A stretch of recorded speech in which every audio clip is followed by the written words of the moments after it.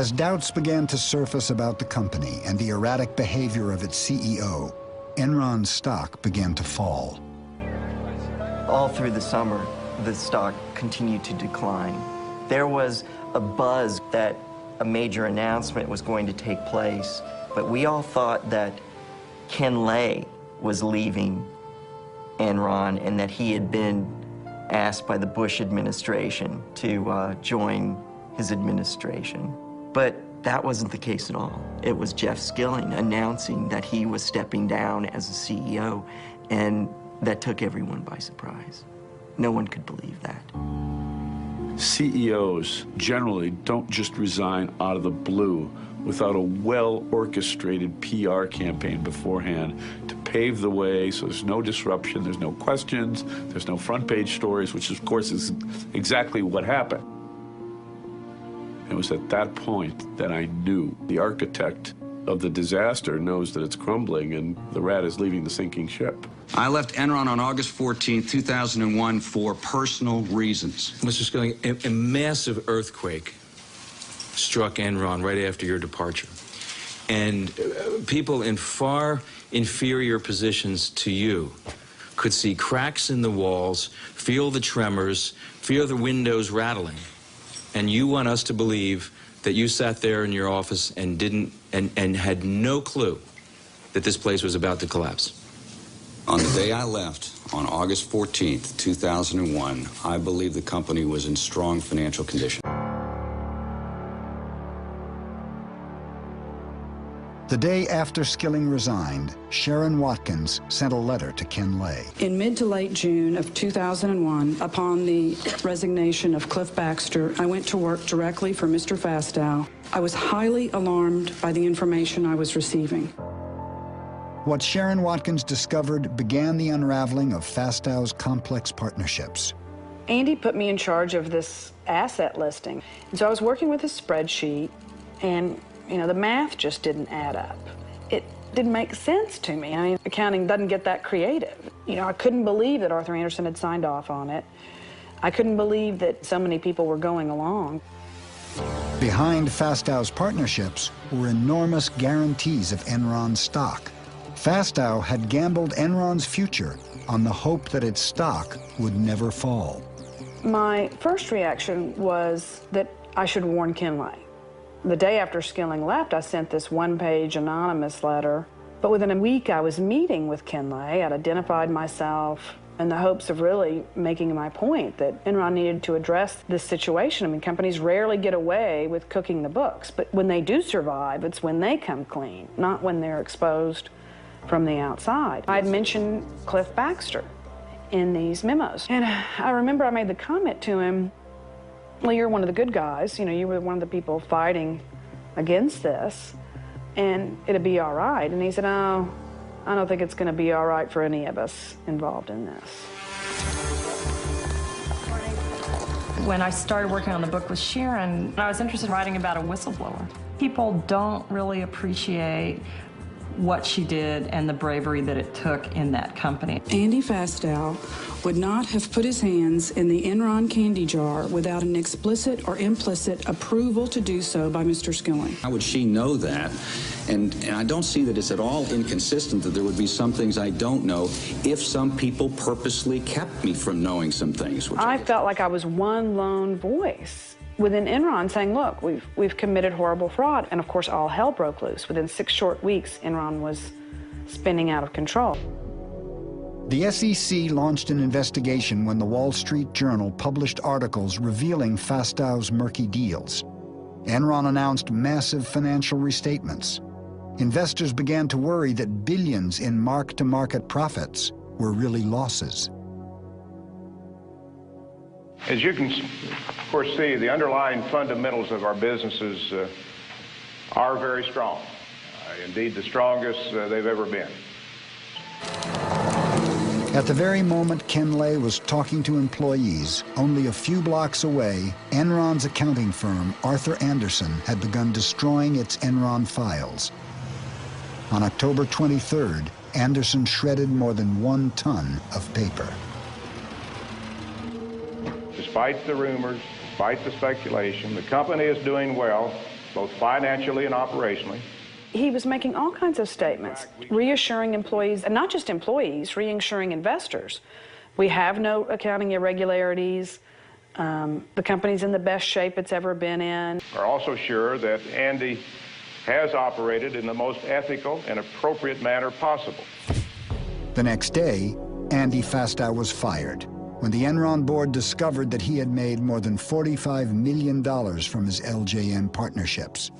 Question, Mr. Fastow, is how could you believe that your actions were in any way consistent with your fiduciary duties to Enron and its shareholders, or with common sense notions of corporate ethics and propriety?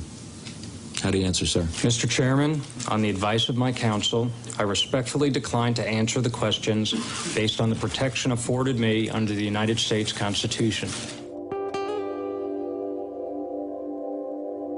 Andy, in many ways, I think he was set up as the fall guy. All of the Enron executives were saying, there's your man, Andy Fastow, he's the crook.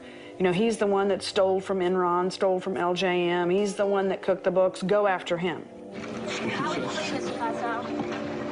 I've thought about this, and it couldn't have just been a few executives at Enron that made this happen. If you think of the banks involved, Chase, Morgan, Citibank, the billions in loans, Arthur Anderson. What about Vincent and Elkins, the lawyers that represented us? There had to have been complicity across the board because it was all too easy.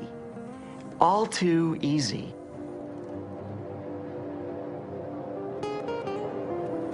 The Enron collapse was an enormous tragedy. This is a company that had over 30,000 employees. And clearly in a company that size, you have a lot of senior officers that have a lot of authority in which you place enormous trust. Clearly in this case, there was at least one, Andy Fastow, that betrayed that trust. To the extent that I did not know what he was doing, that he obviously didn't share with me what he was doing, then indeed I cannot take responsibility for what he did. I believe the only venue for me is the ride of broken dreams. Oh, you mean the Enron ride? Let's go. Enron hit the national psyche. It hit it as sort of the time-tested lesson, and that is if it looks too good to be true, sometimes it is. We're all gonna be rich! We broke even!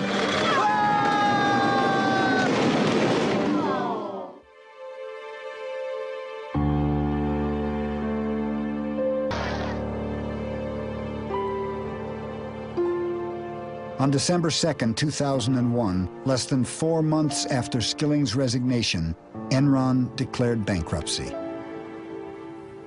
I remember it was just a strange, kind of a surreal day. We learned around 9:30 about the bankruptcy and that we were all being let go. We all felt like we were on the Titanic and the last lifeboats had long gone and we were just now on the sinking ship. We had 30 minutes to leave the building, and at that point, it was no longer like being on the Titanic. It was kind of like being on the Lusitania. The torpedo had hit, and there's 20 minutes to get out. Mr. Skilling, your opening statement was extremely compassionate to the employees, that you had begun unloading your stock pretty heavily before that date, and yet led the employees to think they should keep buying stock. You know what happened to those people. They lost everything. I feel terrible about what happened to the employees. On January 25th, 2002, 7 weeks after the Enron bankruptcy, Cliff Baxter committed suicide. It is hard to look at your life's work and say, it's failed. But you have to take a long, cold look at yourself and say, who was I? Who did I become? And realize that you may have seen your shadow. Andy Fastow pled guilty to conspiracy to commit wire fraud. He agreed to forfeit $23 million in assets. his sentence was reduced to 10 years in exchange for testifying against other Enron executives. In 2004, Jeff Skilling was indicted for insider trading and conspiracy to defraud investors. Pleading innocent, he paid his attorneys a retainer of $23 million to defend him. Enron should not be viewed as an aberration, something that can't happen anywhere else, because it's all about the rationalization that you're not doing anything wrong. We've involved Arthur Andersen, we've involved the lawyers, the bankers know what we're doing. There's a sense, the diffusion of responsibility. Everyone was on the bandwagon, and it can happen again. Enron's accounting firm, Arthur Andersen, was convicted of obstructing justice. With its reputation for honesty destroyed, America's oldest accounting firm fell along with Enron, and 29,000 people lost their jobs. Enron shareholders are suing Enron and its banks for $20 billion. Ken Lay was also indicted for conspiracy to commit fraud. Looking at Enron is like looking at the flip side of so much possibility, because like most things that end terribly, it didn't start out that way. It started with a lot of people who thought they were changing the world, and over time they became victims of their own hubris, victims of their own greed.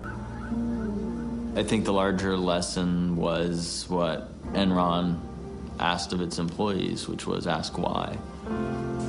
And you know, I didn't ask myself why enough. I didn't ask managers why enough. I didn't ask my colleagues why enough.